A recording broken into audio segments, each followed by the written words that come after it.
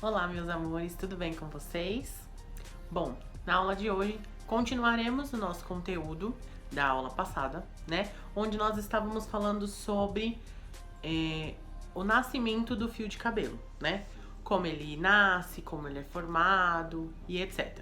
E hoje nós vamos continuar falando sobre isso, justamente da parte das fases onde um cabelo passa, o que ele passa, por que às vezes o cabelo ele vai cair ou ressecar a um ponto que ele vai quebrar, tá? Então, para entender isso, vamos começar a nossa aula de hoje.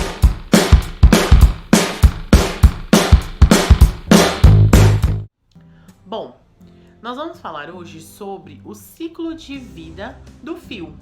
Muitas pessoas têm muitas dúvidas referente ao ciclo de vida, justamente por conta de como ele acontece. Porque assim, sempre tem fases na nossa vida onde o nosso cabelo está caindo mais, tem fases na nossa vida onde o cabelo parece que está com um aspecto fino, enfim, e é justamente sobre isso que a gente vai falar, né? Primeiro de tudo, o nosso cabelo, ele tem o ciclo de vida onde ele segue. Ele nasce, ele cresce e ele morre, assim como qualquer pessoa, tá? O ciclo de vida do cabelo é formado por 3 etapas.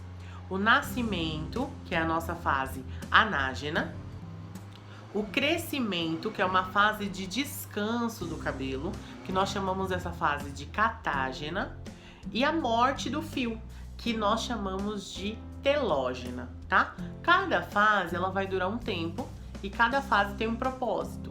Por exemplo, fase anágena é quando o cabelo está dentro do bulbo capilar e ele começa a se desenvolver ali dentro, ainda por dentro, ele não saiu do couro, tá? Então ele tá dentro da cabeça. É a fase de nascimento, ele tá se desenvolvendo. Vai aparecer aqui na tela uma imagem referente à fase anágena. A fase catágena é uma fase de descanso. Essa fase de descanso é onde o cabelo se estica e ele sai do couro, tá? Então, por exemplo, vou para vocês imaginarem aqui. Aqui por dentro tem um cabelo na fase anágena. Esse cabelo aqui, que já está saindo, já está na fase catágena, que é uma fase de descanso, é onde o cabelo fica parado, né? E ele só cresce. E a fase telógena é quando o cabelo se desprende de dentro do bulbo capilar e ele cai.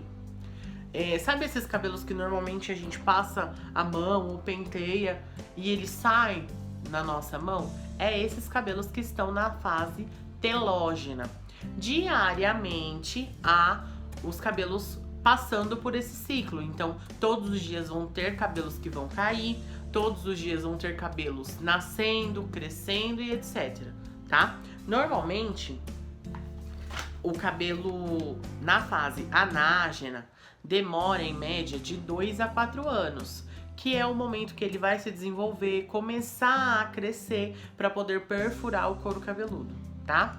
Na fase catágena, que é a pausa, é o descanso, é em média de 4 a 6 anos. Então, normalmente, sabe quando o cabelo pega um comprimento legal? É porque ele já está na fase catágena, tá? E a fase telógena já é em seguida. Por quê?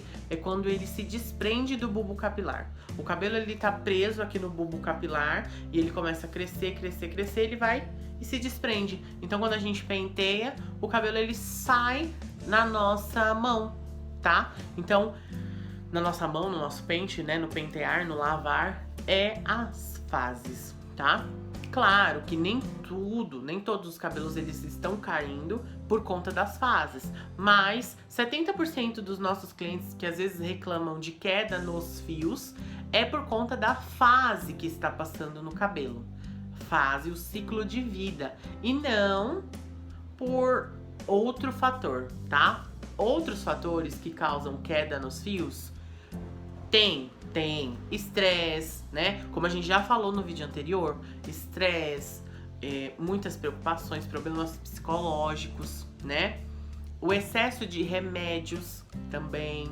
Pessoas que têm problemas com hormônios, né?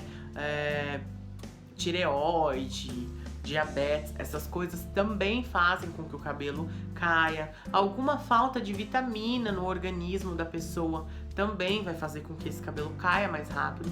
Então, todas essas formas, todas essas coisas que acontecem fazem com que o cabelo caia. Porém, é importante que o cliente saiba, que vocês saibam, que é comum no dia a dia cair em média 150 fios, tá? É óbvio que a gente não vai contar, mas em média cai de 150 a 200 fios por dia, tá? Então são cabelos que estão sendo regenerados, são cabelos que estão sendo passando pelo ciclo de vida do fio, tá? Então isso é muito importante que vocês lembrem, a fase anágena, catágena e telógena, certo? Isso forma um ciclo. A partir do momento, por exemplo, que esse fio de cabelo está saindo da fase telógena, outro já está começando a nascer, tá? Então, tá saindo na fase telógena e começando a nascer na fase anágena de novo. Vai passar aqui na nossa tela uma fotinha dessa fase, desse ciclo em 3 etapas para vocês entenderem melhor, tá bom? Bom, daí, pra gente entender um pouco mais sobre esse ciclo de vida, né? Relembrando um pouquinho do nosso vídeo anterior, nós falamos do nascimento do pelo. Então, o pelo tá envolvido ali na bainha, né? No bulbo capilar, na papila dérmica. E nós falamos do córtex, certo? Vocês lembram, né? O córtex, ele é o coração do fio. Ele é o mais importante no nosso cabelo, porque lá tem exatamente tudo. E agora nós vamos falar um pouco sobre o formato que esse fio nasce.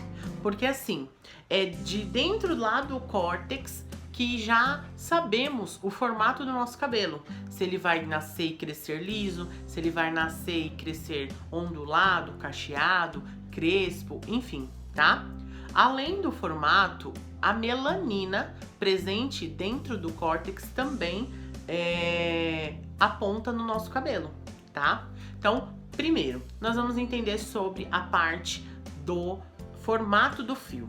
Então, o cabelo quando ele nasce liso, então, para vocês entenderem, eu também vou colocar imagens para ficar uma coisa mais dinâmica, tá? Mas, para vocês entenderem, o cabelo quando ele nasce liso, ele nasce num formato arredondado. Então, é um formatinho arredondado, onde o fio de cabelo, por exemplo, dentro lá do bulbo capilar, ele está arredondadinho e ele já sai ali de dentro do córtex redondo. Por isso que o fio liso, ele é encorpado. Eu não vou dizer grosso, mas ele é encorpado. É um cabelo que ele é inteiro. Quando a gente amplia no microscópio, a gente consegue ver ele num formato inteiro, cilíndrico, extremamente retinho, tá? Diferente de um cabelo cacheado, por exemplo. O cabelo cacheado, nós chamamos ele de caucasiano ou caucasoides. Por quê? Porque ele tem um formatinho mais achatado. Então, vamos supor, o liso, ele nasce redondo. O cacheado, ele já nasce mais nesse formatinho aqui, ó. Ele não fica assim, ele fica assim, mais amendoado o formatinho. Quanto mais achatado, mais crespo esse cabelo vai ser. Então, o cacheado, ele já vai ser mais amendoado. Isso faz com que formem, imaginem aqui, isso é o que faz as ondas, tá? Por isso que ele nasce nesse formato. O liso, nós conhecemos ele por lisótrico ou mongólico, tá? Isso são nomes científicos que é importante vocês, não vou dizer decorar, mas entender, né? Aprender para quando alguém falar, vocês recordarem, tá? Então, os lisos são os lisótricos, que nascem com um formato cilíndrico, redondo. Os cacheados são os caucasianos, que nascem com um formato um pouco mais achatado. E os crespos nós conhecemos como negroides. São cabelos bem achatadinhos. Normalmente, o crespo, ele não forma um cacho bem fechadinho, bem pequeno, justamente por isso. Quanto mais fechado o cacho for, mais crespo ele é, tá? Justamente por isso que o cabelo do crespo, né, da pessoa que tem o cabelo crespo, é mais fino. Porque é um cabelo que não teve força suficiente pra arredondar. Então ele ficou achatado. Por isso que normalmente os cabelos dos negros são crespos, são finos.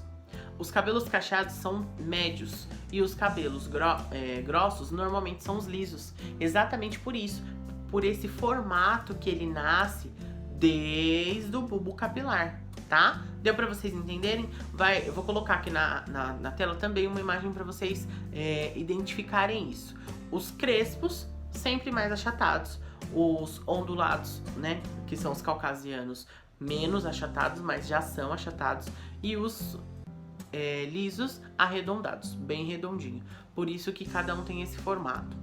Conforme o cabelo cresce, ele vai pegando peso. Então, quanto maior o cabelo, mais pesado ele é. Por isso que às vezes essa raiz estica, porque esse cabelo tá pesado, tá? Mas isso não quer dizer que, por exemplo, minha raiz tem um formato e o restante do meu cabelo tem outro. Não. O cabelo ele é da raiz à ponta no mesmo formato, tá? A única coisa que vai mudar é se o cabelo tiver pesado, ele vai esticar, ele vai ceder, né? Se ele não tiver pesado, ele vai armar. Isso é consecutivamente, tá? Depois disso, nós falamos sobre um pouco da melanina. A melanina, ela está presente também no córtex, tá? Nós temos 3 tipos de melanina. Vocês vão aprender mais sobre melanina no módulo de colorimetria. Porém, é importante que vocês saibam que nós já temos a melanina presente com a gente desde o início da nossa vida, tá? Então, nós temos a melanina presente com a gente porque nós temos 3 tons no cabelo. O tom azul, o tom amarelo e o tom vermelho. Isso nós temos no nosso cabelo natural. Todo mundo tem vermelho, amarelo e azul, que são as cores primárias. Isso nós temos no nosso córtex desde quando a gente nasce, tá? O que vai predominar a cor do nosso cabelo é exatamente essa melanina, tá? Por exemplo, tenho o cabelo mais escuro, então eu tenho mais melanina azul do que a melanina amarela e do que a melanina vermelha. Meu cabelo é loiro natural, eu tenho mais melanina amarela do que azul e do que vermelha. Meu cabelo é ruivo natural, aquele laranja. Então eu tenho mais melanina vermelha do que azul e amarelo, tá? Então isso é o natural, não estou dizendo de cabelo tingido, tá? Estou dizendo de cabelo natural. Por isso cada pessoa tem um tom de cabelo. Existe o castanho escuríssimo, né? O preto, o castanho médio, o castanho claro, o loiro escuro, o loiro claro, justamente porque é a questão da quantidade de melanina que tem presente nos nossos cabelos naturais. Por que nós temos essa melanina? Justamente pela miscigenação que existe no mundo, tá? Por exemplo, orientais que se casam com portugueses e portugueses que casaram com indianos e vice-versa. Então nós temos essa miscigenação no mundo justamente por isso que nós temos vários tipos de cabelo, várias cores de cabelo e etc. Certo? Tudo bem até aqui? Deu para entender tranquilamente? Não é um conteúdo difícil, mas é um conteúdo que vocês precisam estudar com calma. Porque essa parte de estudo do fio de cabelo é muito importante quando vocês estiverem nos módulos de química. Porque faz uma função importantíssima eu saber como o cabelo nasce. Porque aí eu vou saber se a minha química vai ter que ter uma força máxima, uma força média, uma força pouca e assim por diante, tá? Então, depois que nós falamos dessa parte sobre o ciclo de vida, né? As fases do fio de cabelo e também sobre melanina e formato de fio, nós vamos falar um pouco sobre anomalias do cabelo e doenças do couro cabeludo, tá? É importante, é uma parte bem importante, principalmente para nós cabeleireiros que vamos lidar ali todos os dias com clientes, né, no salão de beleza. Nós estamos à mercê de pegar cabelos contaminados, couro cabeludo contaminado, e a gente tem que ter uma postura profissional, né? Então é importante que vocês conheçam alguns tipos de doenças, certo? Então, vamos lá. Primeira coisa, anomalia é no fio de cabelo. Então, a anomalia é na haste do cabelo, não é no couro cabeludo. Quando a gente fala anomalia, é a doença do fio. Karen, mas o fio de cabelo tem doença? Sim, no nosso fio de cabelo nós temos algumas doenças, tá? Eu vou explicar algumas para vocês. Primeira doença do nosso fio de cabelo é a trichorrhexis nodosa. Que nome complexo, horrível de falar. Sim, porque são nomes científicos, tá? Mas nós vamos substituir esse nome completamente estranho pelos pontos brancos que ficam nas pontas do nosso cabelo, tá? Principalmente quem usa muita chapinha, muito secador, vai encontrar em alguns determinados lugares do cabelo pontos brancos. Esses pontos brancos é uma doença do fio de cabelo, tá? Se chama trichorrhexis nodosa. A trichorrhexis nodosa normalmente dá nas pontas e no comprimento do fio, e sempre vai acontecer, sempre ela vai ocorrer pela quantidade de temperatura no cabelo. Então, o excesso de chapinha, o excesso de secador faz com que eu acaba tendo esse tipo de anomalia no meu cabelo. A culpa é normalmente do cliente, que não usou um protetor térmico, que não hidrata aquele cabelo, que não faz um corte periodicamente naquele cabelo. Então, com certeza, esse fio de cabelo vai ter aí os pontos brancos, tá? O que acontece? Não cuidei desses pontos brancos, vão virar, com certeza, pontas duplas, e o cabelo vai se abrindo e consecutivamente vai ficando desestruturado a ponto de quebrar, tá?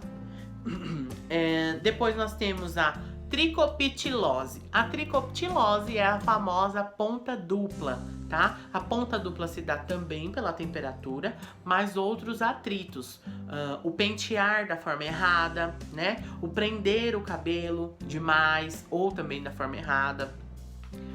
É o dia a dia que você tem ali com o seu cabelo. A ponta se abre e ela vai subindo, tá? E conforme ela vai subindo, ela vai deixando o cabelo com várias pontas duplas, com aquele frizz, né? Que quem usa cabelo liso principalmente mostra. E essa ponta dupla ela vai se abrindo e vai chegando num nível que vocês não conseguem tratar depois, tá?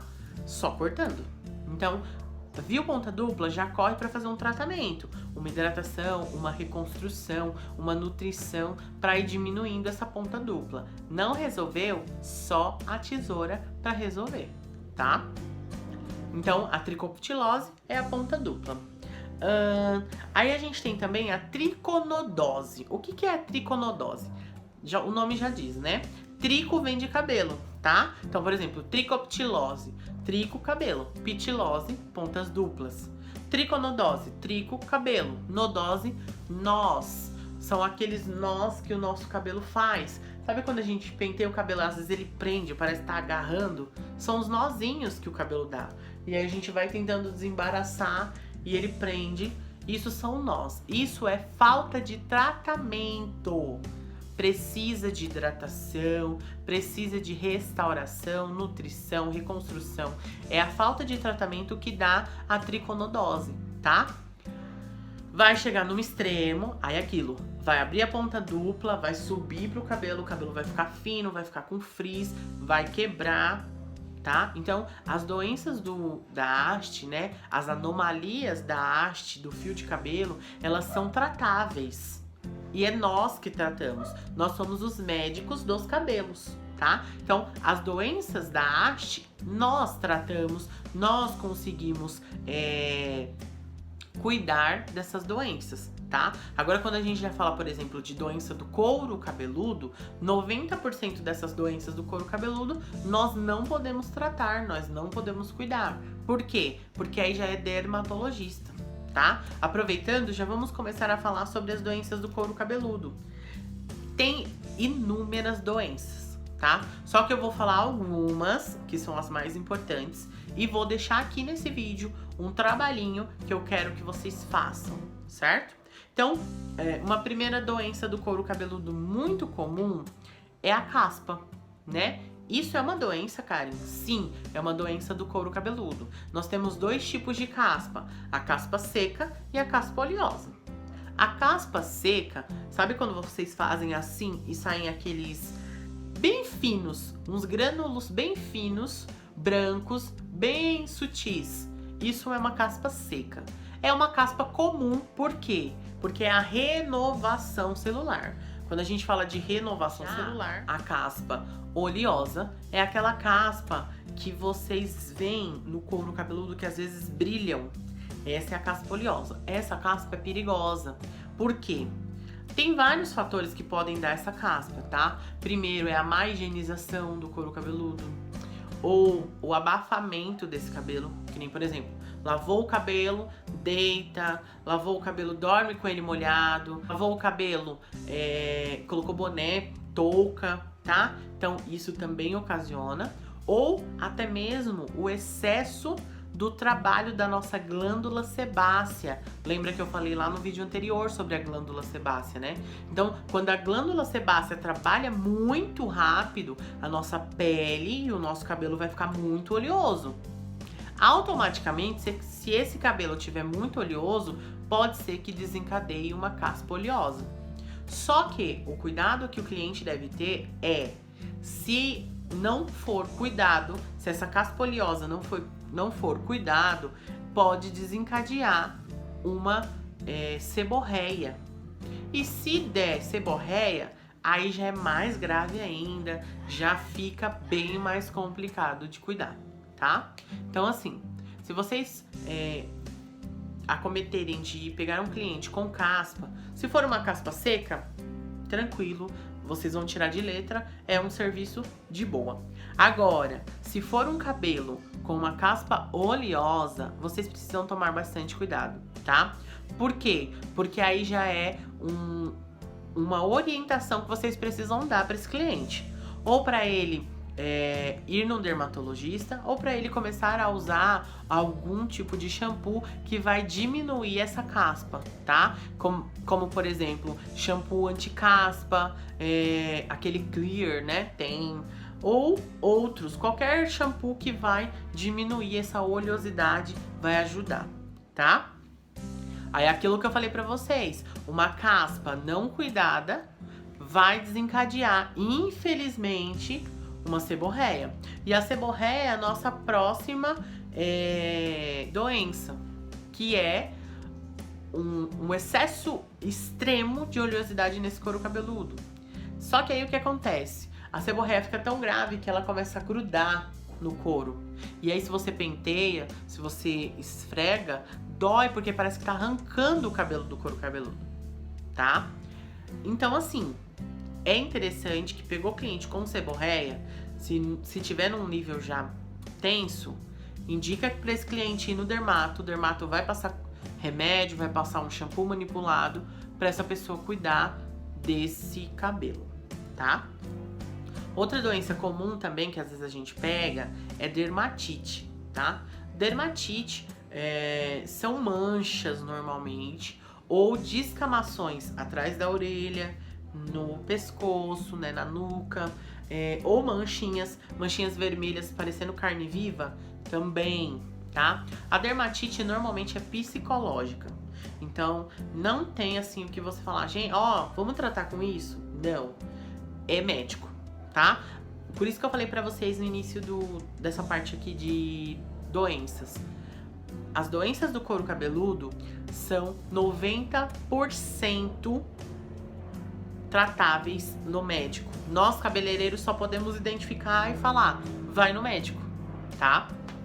Uma outra doença comum também que a gente pega no salão é psoríase, que é uma descamação excessiva, então, principalmente em todos os extremos, né? Todo aqui esse pezinho atrás da orelha, normalmente nos braços, né? Nessa parte aqui do cotovelo, nas pernas. Quem tem psoríase é 100% psicológico, então tá no nível de estresse altíssimo, vai descamar, e às vezes fica em carne viva, então arde, dói quando a gente lava, né? Então, dependendo do nível de psoríase, não dá pra gente fazer alguns procedimentos. Então, é indicável que vá ao médico. Por quê, gente? Quando as pessoas vão no dermato, o dermato passa um medicamento pra tratar.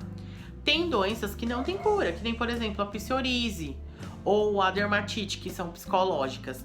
Às vezes são picos de estresse que a pessoa passa. Só que aí quando a pessoa já estiver estressada, ela já toma um medicamento pra ela não ter a doença ali alastrada na pele, tá? E, né, não vou falar todas, vou falar algumas. E uma que é muito famosa, chega, me deu coceira já aqui, é a pediculose. A pediculose é o famoso piolho, tá? Isso acomete as crianças? Sim, acomete as crianças, mas também acomete adultos, tá? Principalmente, por exemplo, mãe de crianças, né? Irmã de crianças e etc. Então, assim, pediculose pode cuidar no salão, o cabelo? Pode fazer hidratação, reconstrução, pode fazer qualquer coisa. Só não pode escovar. Por quê? Vou bater o secador, o piolho vai voar. Automaticamente, quando ele voa, ele vai pousar em qualquer cabeça. E ele pousa em qualquer cabeça e derruba ali o óvulo dele, e lêndia, e piolho, e lêndia e piolho. O que normalmente nós fazemos? Identificou ali a pediculose no cabelo do cliente, vai, né, se for criança, vai chamar a mãe, vai conversar com a mãe, vai dizer, olha, está com pediculose, está com piolho, eu não posso escovar, por exemplo, esse cabelo, e o ideal é que você dê um comprimido, né, vai na farmácia, pede o remédio de piolho e o farmacêutico vai te indicar e você dá. Normalmente são 2 doses, você dá depois de 20 ou 15 dias, dá de novo, e aí pronto, vai matar esses piolhos. Não tem jeito, vocês vão pegar. Se vocês não pegarem no salão, vocês vão pegar na escola, porque a gente atende de vários tipos de modelo, né? E assim, pegou na escola, vocês vão me chamar, me falar, professora, olha, meu cliente tá com pediculose. E aí eu vou lá e converso, tá? Pra não ficar um clima chato. Mas é comum, muito comum, tá? Por isso que não se assustem, não fiquem assim receosas, porque é comum de vocês pegarem, tá? Enfim, tem outras doenças, porém, eu vou deixar essas outras doenças para vocês pesquisarem. Então, o trabalho de vocês essa semana é pesquisarem anomalias dos fios de cabelo e doenças do couro cabeludo que eu não falei nesse vídeo, tá? Então vocês vão pesquisar outros tipos de anomalia e doenças e vão me enviar pelo WhatsApp, tá? Vocês podem fazer num caderno, me mandar foto, ou vocês podem fazer digitado e me mandar o documento, tá? Não tem problema. O importante é vocês fazerem, tá? Eu quero que vocês consigam pegar esses conteúdos. É como eu tava comentando com uma das alunas. O conteúdo teórico, por vídeo, ele não fica tão difícil. É diferente de eu, por exemplo, estar aqui fazendo um corte, né? Um corte, umas mechas, mostrando pra vocês. É legal? É muito legal. Só que é muito mais difícil. Eu não vou estar vendo vocês do outro lado fazer. Já a teoria, não.